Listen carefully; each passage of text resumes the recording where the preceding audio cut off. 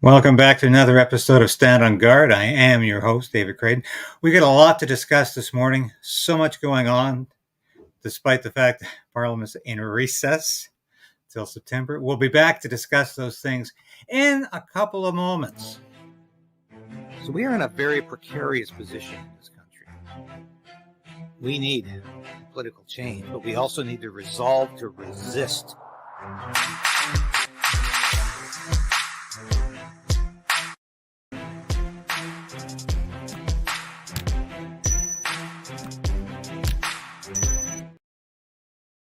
Yes, please smash that like button, like Sasha the cat always did.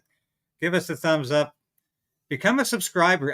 Hundreds of you have in the last couple of days. Thank you so much. I appreciate it. I really do, because we are beating the YouTube's suppression. I would even call it censorship. You know what they do? I mean, they come down on you, and when you deal with policy matters, and they really try to demonetize you on the smallest infraction.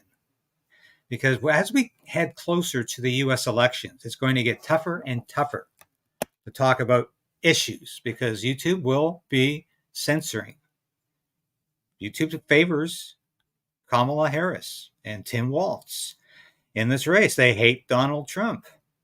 And I think they hate Pierre Poilievre too. I really do. And they certainly have shown a sense of admiration for Justin Trudeau. Yes, they allow all of the ad hominem insults to continue. They allow the criticism of Justin Trudeau on a personal basis. They think that's great, because they just say, hey, these people just, that's how shallow they are. Oh, they can't attack policy, just attack personality. So they allow that to continue. But they don't want people attacking Justin Trudeau's policies. Anyway, that's what we do here on Stand on Guard. And thank you for watching today. It's Wednesday, August 14th. How's your month going? We've had some ups and downs here, but everybody does. And, thank God we're still free to speak as free Canadians. Might not be that way for much longer if Justin Trudeau has his way. But I want to talk about a couple of things today. First of all, Justin Trudeau remains delusional about his place as Prime Minister and leader of the Liberal Party. He will not even address questions about what's your future going to be, Mr. Prime Minister. Let's talk about something else, Trudeau says. I want to focus, though, first of all, I know a lot of you are going to be interested in this. Let me see, your comments are coming in. I want to quote some of your comments today. Yeah. Derek Sittler. Morning, Dave. Good morning, Derek. Thank you for joining me. Good morning, Sylvain. Or good morning, everybody. And these are exciting times. But the story I really want to focus on is CBC. CBC paid out $18.4 million in bonuses in 2024. At the same time, it eliminated hundreds of jobs, usually journalists. That's what CBC is supposed to be about, right? It's supposed to be bringing Canadian content to the news and to entertainment. So what does it do? It feeds its fat cat bureaucrats millions of dollars. Let's watch this exchange here between CBC's fat cat president, Catherine Tate. Ms. Tate, in December on the 4th, you announced that 800 jobs would be cut from the CBC. 600 individuals would be fired and 200 vacancies would not be filled, totaling 800. At that time, you were asked whether or not executives would be given bonuses for 2023. You said you weren't ruling it out. When you came to this committee, you confirmed once again that you were not ruling it out. In fact, you confirmed that a decision would be made by the end of March. Now it's May, and so I'm curious. Are you going to be awarded a bonus for 2023? As I said at the time, Madam Chair, as I said at the time, we have a process which is very rigorous. Yeah, it's very rigorous. If you're a fat cat bureaucrat, you get your bonus. Do you believe for a minute Catherine Tate had any doubt that she was getting a bonus? Do you think she's perhaps not telling the truth here? Do you think she's perhaps stretching the truth a bit? After internal deliberations with the board of directors at our June board meeting, once we've had a chance to present the audited financial statements, there will be a discussion, and we will inform employees at that time of the decision that is taken. Ms. Tate, an access to information was put forward by the Taxpayers Federation and asking for those 2023 bonus amounts. The CBC responded by saying that they would provide those, but not until May 10th. Today is May 7th, and so I'm curious if 3 days prior you would be able to give those numbers here. I'm sure you have them. You just have not agreed to release the documents yet. However, I did write you a letter. I gave you a heads up, so I'm curious if you'd share them here. And I thank you. I thank the honourable member from Lethbridge for the opportunity to clarify a lot of misinformation that has been circulating.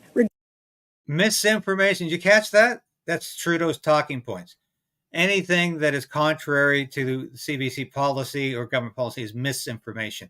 Turns out it wasn't misinformation. The access to information request has come through, and it confirms exactly everything MP Rachel Thomas was saying and completely upends everything Catherine Tate is saying. Regarding performance pay in 22-23. To be clear, CBC Radio-Canada... I think there might have been a misunderstanding. I'm not asking about 2022. I'm asking about 2023. The fiscal year 23-24? I'm asking about the fiscal year 2023. That decision with regard to bonuses was made in March. Those are your words. You Point of order, Madam Chair. Decisions would be made. Madam Chair, just for clarity. This is Hetty Fry, the chairwoman of this Heritage Committee, is about to just interrupt and make things difficult for Rachel Thomas and try to keep her off track. And that's exactly what she manages to do here. But this, of course, as I said at the beginning of this broadcast, this is the result of that access to information request. Yes, Catherine Tate knew, of course she did, that the fat cats at CBC were going to get $1 million bonuses. And despite the fact that they say they just can't make it, they just can't make it without more taxpayer dollars, they got their budget increased by another $0.1 billion last year, going up from 1.3 to 1.4 billion dollars every year. That's what they're getting. That's what they're going to continue to get unless we have a change of government and Pierre Poilievre follows through on his promise to defund the CBC. This is a priority. This organization has got to be cut from the roots. It's got to be defunded, and it's got to survive on its own so it can stop giving away money, your taxpayer money, to its corporate executives and these obscene bonuses while it fires journalists, while it fires people, lays off in huge numbers, but keeps those upper echelon executives well paid. And this is the outrage that remains CBC. So I know you've always maintained an interest. I love this story because it just reminds me of how corrupt this government is. When you have a state broadcaster that's out of control, that's essentially unaccountable, as long as you have a majority Liberal government, and they have that with the NDP on side.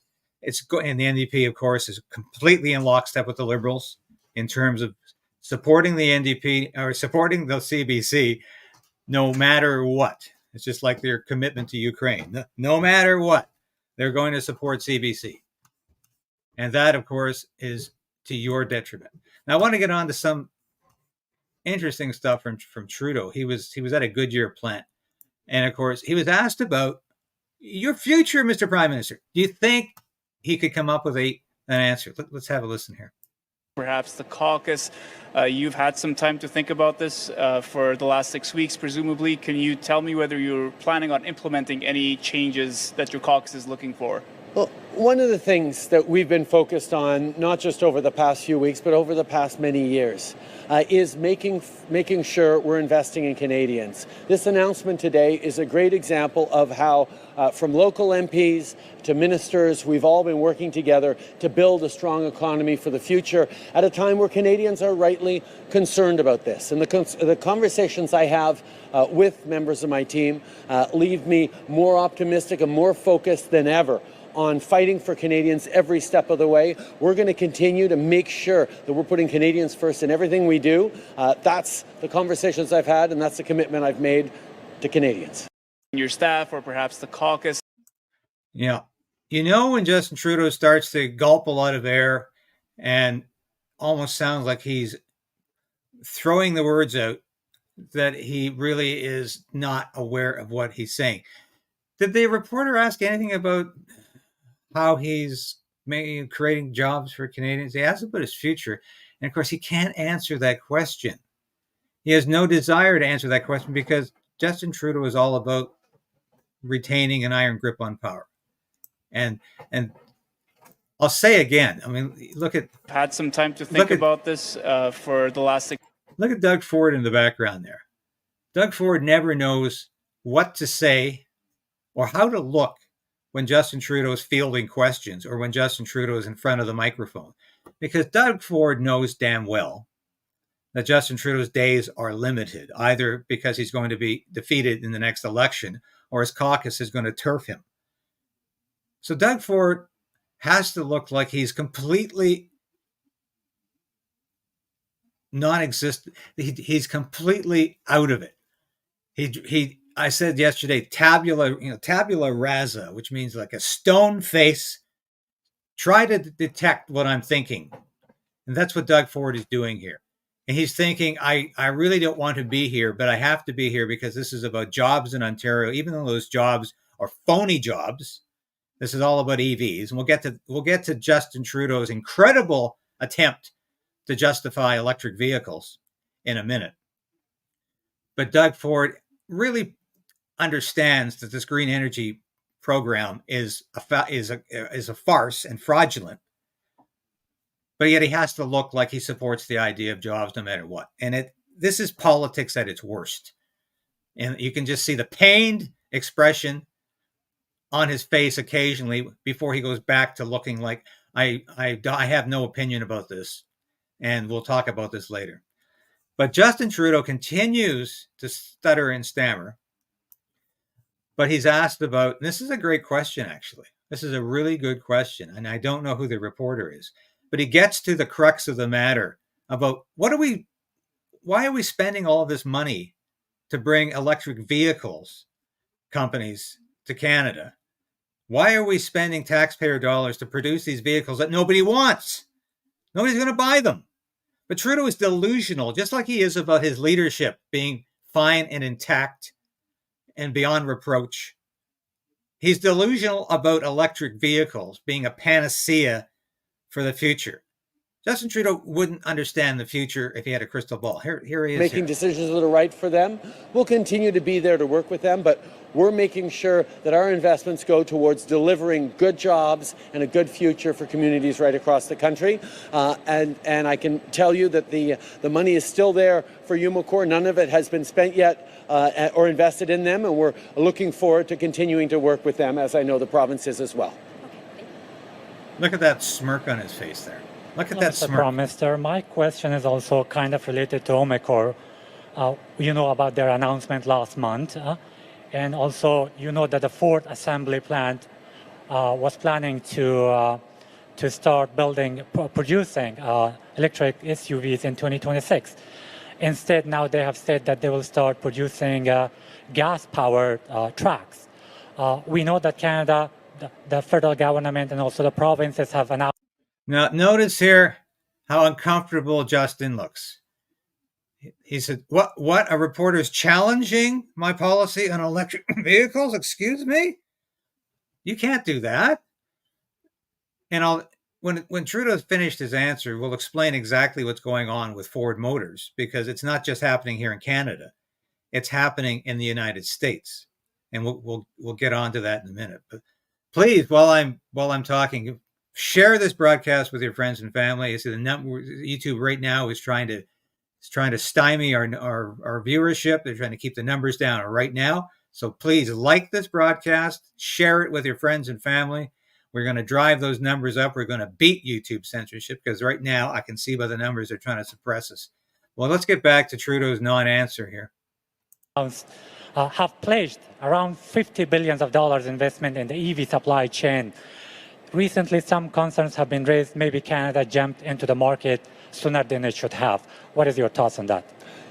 Canada has made the strategic decision to be a leader in EV supply chains.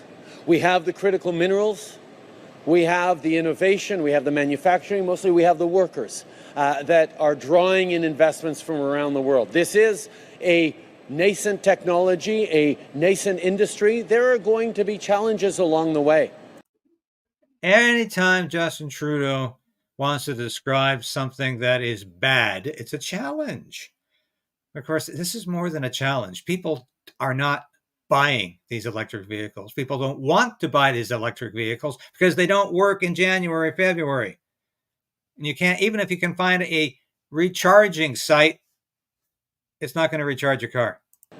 But knowing that Canada has positioned itself as #1 in the world in EV supply chains, according to Bloomberg, as the place to invest, has shown that we are making the right bet on the future. We know that climate change is real. We know that electric vehicles are going to be essential for the future. And the choices that we've made as a government has ensured that Canada will be part of it. I know there's a lot of people who wouldn't have made that choice. The Conservative Party of Canada has said very clearly it would not have made this choice of investing in EVs, investing in workers. But the reality is, as a great Canadian once said, you need to go where the puck is going. Well, guess what, Justin? The puck isn't going there. And this is why this man is so delusional, not just about his own leadership, but about electric vehicles and the future of those electric vehicles. It is absolutely astounding how he cannot see. The global economy is going towards net zero. Manufacturing is going towards electric vehicles. And with great partnership from the Government of Ontario, Canada has positioned itself to be a leader in the EV industry, and we will continue to be, because those are where the jobs are going to be, not just a couple of years from now, but a decade from now, a generation from now, and over the coming decades. And there's that smirk again. There's that smirk again. Clearly, Justin Trudeau is not able to even contemplate that there's no future in this electric vehicle scam. And that is really the overwhelming problem here, that he cannot understand that there is no future to this because people don't want to buy them. Now, I was saying at the beginning here that there is some tremendous problems with Ford Motors, for instance, saying that it does not want to produce electric. It's canceled its plans to produce electric trucks. And this is a huge problem for Justin Trudeau. If Ford Motors is saying, no, we're not going to produce electric trucks, where is he going to go with that? Ford Motors also has put on hold its plans for SUVs, electric vehicles. And this is not just in Canada. This is the United States. And in fact, we discovered this week that 40% of Joe Biden's green energy program remains unimplemented and on hold or canceled because there's no public interest. There's no industry interest in this green energy program. And it's just not going to happen.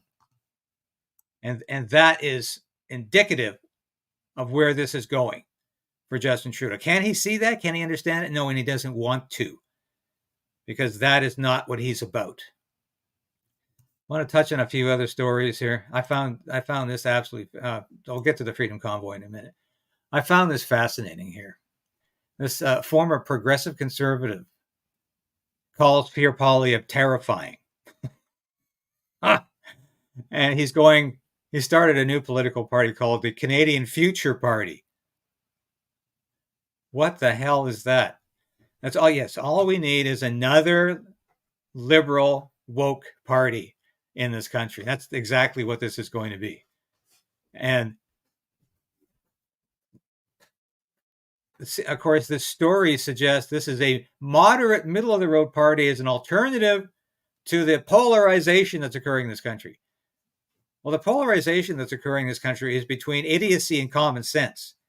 The idiocy of being Justin Trudeau's government, and the common sense being that represented by Pierre Poilievre's Conservatives and the People's Party of Canada under Maxime Bernier. That's the common sense. The idiocy is fine. This is just more distraction, which is exactly what Canada does not need right now. Go ahead, start a political party. But you know what this is about. They will claim that they represent the true heart of the progressive conservatives that have been hijacked by extreme right-wingers. You'll see the language coming. You'll see it very, very clearly. I don't know if they're going to continue to get media, but you can bet the mainstream media will play these people as much as possible, and they'll play up the fact that they don't like Pierre Poilievre. They don't like the conservatives because they think they're extreme. Wait for that. You know it's going to happen. It happens every time an election is in the offing. The conservatives are judged, assessed to be extreme, too right-wing, dangerous. And this guy says terrifying. Well, you know what terrifies me is that the vote could be split in some ridings, and these yahoos could actually have some consequence. Unintended, perhaps, but still consequence. Bad consequence. The Freedom Convoy trial is back on in Ottawa. I will be there Thursday covering this.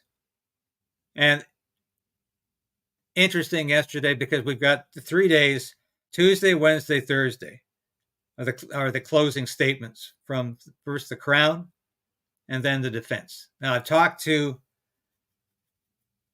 Tamara Leach and Chris Barber's primary lawyer, Lawrence Greenspan, this week, and he said he's going to be up Thursday. I will be there Thursday to discuss this and to interview the principals involved in this. But this is incredible that the Crown continues to say they crossed the line. What line did they cross? When did peaceful protest become crossing the line? And I have said so many times on this broadcast, I have been there when the Crown has played its so-called evidence, and its so-called evidence amounts to Chris Barber on the left and Tamara Leach on the right in this photograph, telling the truckers and all of the participants in the Freedom Convoy protest to protest peacefully at all times, to be respectful to the police and to follow their instructions, to not disturb local residents. Believe it or not, this is not evidence that the defense played. This is evidence that the Crown played. And that's the best they could come up with. So now they're suggesting they somehow crossed a line. I don't know what that line was. I have no idea what line they're talking about. But in Canada, of course, crossing the line now means saying something that is contrary to the government. It means spreading something called misinformation or disinformation, which is whatever Justin Trudeau says it is. Canada is inching closer and closer. No, we're jumping every day, closer and closer to what exists in the UK right now, where the cops will show up at your door and say you committed an internet crime or you committed a Facebook crime. We've seen that as a result of these riots in the UK. They're not arresting people on the street for violence. They're arresting people in their living rooms for being on their computer and saying something that offended somebody or that contravened the policy of Herr Starmer, Sir Keir Starmer, this jackass of a prime minister who's actually competing with Justin Trudeau for the most woke, most clown-like, most idiotic leader in the world. And I don't know who the victor is going to be in this. But I tell you, this is a litmus test. The Freedom Convoy trial is a litmus test for freedom in Canada. If Chris and Tamara are convicted, I mean, they potentially could get 10 years in prison for mischief. Now, we all know mischief charges. You've been to your cousin's wedding, and there was a fight broke out and there was, during the reception afterwards. That's mischief, and usually it's solved long before it goes to court. But the Crown has persisted to persecute these two. The Crown has persisted in insisting that they're somehow dangerous criminals. You remember Tamara was in jail without bail for months. Just like what happened to one of the members of the Coots 4 in Alberta. The Crown thinks nothing about putting people in jail without bail, just keeping them there for the longest period of time, because they believe these are dangerous people because they're peacefully protesting against government policy. But what scares the hell out of me in this case is that if this sets a precedent, you cannot peacefully protest against government mandates. A government that told you you have to take the vaccine, or you cannot travel, you cannot work, you can't even go to the grocery store. And that is exactly where Canada was during the COVID pandemic. And of course, now we're entering another phase. They're talking about monkeypox now being the next pandemic in the offing, or it might be the bird influenza. You can bet Justin Trudeau will use anything at his disposal to force Canadians back into lockdown mode. And this is why we have to hope and pray that this judge is relatively courageous. We have to hope and pray that this judge in this case, who is overseeing this trial, this Freedom Convoy trial, has the courage and determination to do the right thing. And if the government wins this, yes, I know the defense is talking about an appeal, and of course they have to, but this is about lawfare. This is about keeping people so busy defending themselves in the courts that they can't afford to live their lives. Their lives unravel. This is how so-called democratic governments destroy people. This is how the Trudeau government continues to destroy lives in Canada. It systematically breaks down people's resistance by taking away their ability to feed their families, to pay the rent, or to pay the mortgage, by keeping them so involved in legal matters that they can't afford to live. And it won't just, and once we get the Online Harms Act passed, God forbid that should happen, but if the government manages to get this thing through, it won't just be the courts, it'll be human rights tribunals too. That costs money, unless you're prepared to defend yourself. And if you are, do you have the time to do so? Do you have the time to do this, to do the applicable research so you can adequately defend yourself in front of these kangaroo courts? Because that's where we're heading in Canada. Kangaroo courts in the real judicial system, kangaroo courts in the so-called human rights tribunals. And that's what Trudeau wants to get out of this Freedom Convoy trial.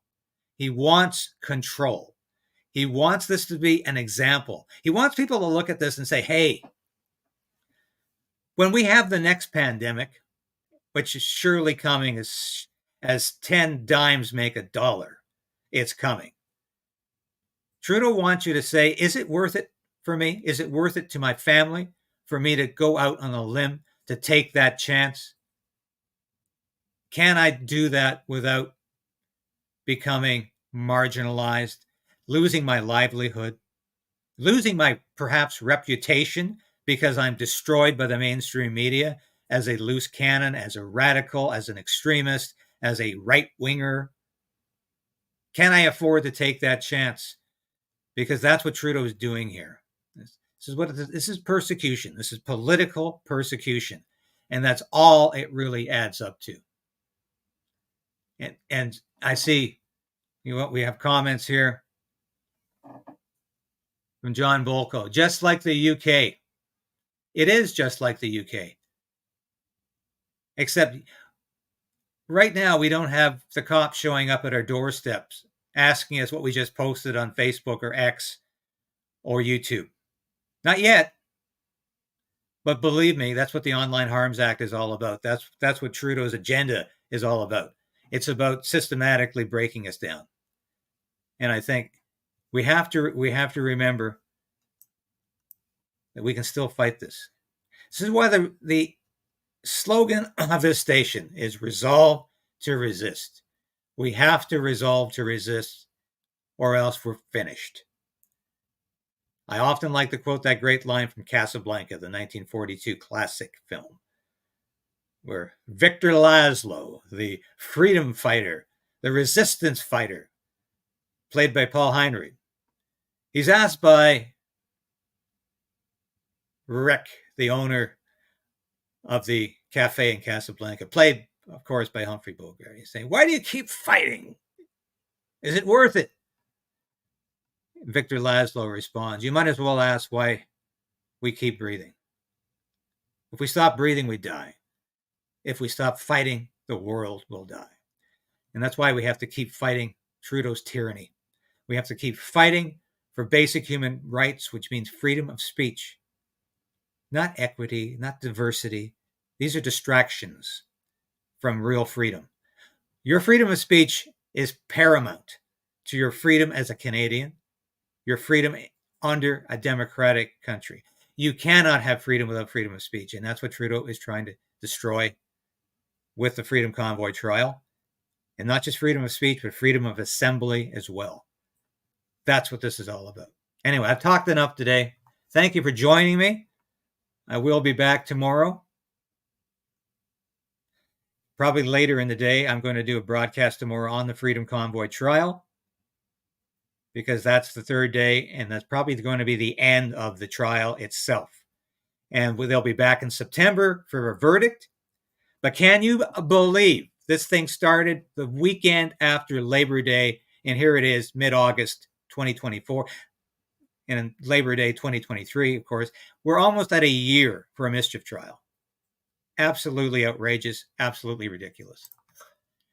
We'll be back tomorrow.